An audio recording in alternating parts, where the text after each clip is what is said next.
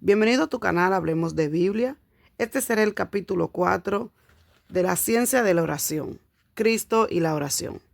La victoria de Cristo como humano se debió a la oración. Hebreos 5, 7 y 8 dice: Y Cristo, en los días de su carne, ofreciendo ruegos y súplicas con gran clamor y lágrima al que le podía librar de la muerte, fue oído a causa de su temor reverente. Y el verso 9 dice: Y habiendo sido perfeccionado, vino a ser autor de eterna salvación para todos los que le obedecen. En la oración estaba el gran secreto de su victoria. Ahí está también la victoria de todos los creyentes. Su vida es nuestro ejemplo, pues para esto fuisteis llamados, porque también Cristo padeció por nosotros, dejándonos ejemplos, para que sigáis sus pisadas. Primera de Pedro 2:21. El lugar que ocupó la oración en su vida debe ser el lugar que debe ocupar en la nuestra. Su vida entera estuvo saturada de oración. ¿Por qué no pecó? Dice que en todo fue tentado, pero sin pecado. Hebreos 4:15. Aquí podemos ver la razón principal por la vida de continua oración de Jesús. En la oración estaba la fuerza que lo hizo resistir toda tentación. Su relación constante con el Padre, la oración, le dio la victoria sobre todo tipo de tentación. Es el secreto para la victoria personal de cada creyente en el camino de la vida. Vemos que sus oraciones eran llenas de emoción, con gran clamor y lágrimas. Hebreos 5, 7 y 8 y Getsemaní. Eran ofrecidas al Dios que podía librarle de la muerte. Su vida de oración le dio la victoria sobre la muerte, el fruto del pecado. La oración era lo más importante para el Señor. Y después que hubo despedido a la multitud, subió solo al monte a orar. Y cuando ya era de noche, estaba allí solo. Mateo 14:23. En este pasaje vemos que despidió a la multitud y también a los discípulos los hizo entrar a la barca y que se fueran delante de él a la otra orilla. ¿Y esto por qué? Tenía que orar. La oración era lo primero en su vida. En el versículo 25 dice que vino a sus discípulos durante la cuarta vigilia. Eso sería entre las 3 y las 6 a.m. Esto nos muestra que oró como de 8 a 10 horas en esta ocasión. En Lucas 6:12 dice: se fue al monte a orar y pasó toda la noche orando a Dios. Marcos 1:35 dice: muy de mañana, cuando todavía estaba oscuro, se levantó y salió, y se fue a un lugar solitario, y allí oraba. Aún se negaba a sí mismo el descanso físico por orar. Su vida estaba dedicada a hacer la voluntad de Dios. Juan 4:31 al 34. Y eso incluía la oración como fundamento principal. Venció al peligro con la oración. Los escribas y fariseos se encendieron de ira y discutían entre sí qué podrían hacerle a Jesús. En esa ocasión, él se fue al monte a orar y pasó toda la noche orando a Dios. Lucas 6, 11 y 12. Es en la oración que el Padre puede darnos las fuerzas para resistir y la comprensión del porqué del sufrimiento. La oración de Jesús en Getsemaní.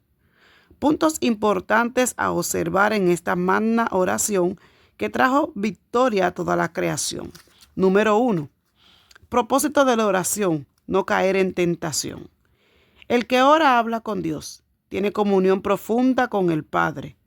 Al orar está comiendo y bebiendo de Dios. La naturaleza de Dios se añade a la nuestra y recibimos voluntad para rechazar el pecado. Número 2. Se puso de rodillas. Lucas 22:41. No implica esto que no se puede orar en otra posición, pero sí que esta es la posición ideal. Mientras sea posible, debemos orar de rodillas, en una posición de profundo respeto a Dios y humillación total. Es la posición típica que simboliza total rendimiento al Creador. Denota que estamos postrados y humillados totalmente a Él. Se puede orar, sin embargo, en otras posiciones, cuando la situación lo amerita. En ocasiones es prudente orar de pie con las manos levantadas. En actividades de ayuno, cuando el cuerpo está muy debilitado, no hay más remedio que orar sentado y aún acostado. El Espíritu Santo nos da testimonio que Dios acepta estas posiciones, pues en todas ellas hemos sentido la bendición del Espíritu, confirmando que Dios entiende nuestra situación. Punto 3. Total rendición al Padre. Él oró pidiendo que se apartara de él esa prueba terrible, pero no como él quería, sino como fuera la voluntad de su Padre. En muchas de nuestras peticiones personales debemos cuidadosamente pedirle a Dios que obre solamente conforme a su voluntad. A veces pedimos lo que no conviene, y si Dios lo permitiere, nos serviría de maldición. 4. La ayuda del ángel. La Biblia dice que el ángel lo confortaba. Es lícito, pues pedirle a Dios que nos envíe ángeles a confortarnos en los periodos de oración, especialmente cuando pensamos orar en forma prolongada. Hebreos 1:14. Punto 5. Oración en agonía. Una profundidad de acción tan terrible que sudó. Esta agonía implica que oraba con desesperación, gimiendo con todas sus fuerzas y sin ceder por un segundo, hasta que obtuvo la victoria. Todo el cuerpo físico, su mente y su espíritu estaba en la batalla.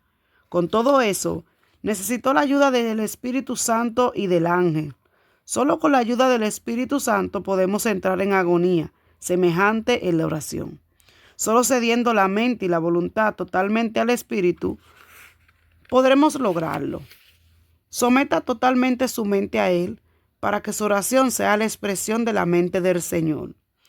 Esta batalla espiritual de Cristo en Getsemaní nos muestra cuán profundas pueden ser las batallas de oración contra las potestades de las tinieblas. Para vencer hay que poner todo nuestro esfuerzo físico y espiritual. Solo así las fortalezas grandes del diablo podrán ser derribadas. En una ocasión oraba con el escuadrón Cristo Viene en la casa de ayuno. Uno de los hermanos comenzó a interceder con tal profundidad que gemidos indecibles salían por su boca. Era como una agonía profunda e incontenible. Me le acerqué y comencé a interceder junto a él. Según clamábamos, y la intercesión se tornó aún más violenta, noté que el hermano estaba bañado en sudor. Sentí entonces cuando el Espíritu Santo me mostró. Así oró Jesús en Getsemaní. 6. Oró hasta sentir la victoria. Oró una vez y volvió por segunda vez, y luego una tercera vez. No desistió hasta que no sintió que la oposición satánica estaba rota. Insistió en la oración hasta vencer. Marcos 14, 35 al 41, Mateo 26, 37 al 45. Punto 7. Ayuda de otros en la oración. Mateo 26, 37 y 38. En situaciones difíciles y decisivas es ideal orar con hermanos en la oración. La oración unida es siempre más poderosa que la oración individual. Te recordamos suscribirte al canal, darle a la campanita, darle me gusta y compartir con otros. Este segmento fue gracias a Librería El Arca.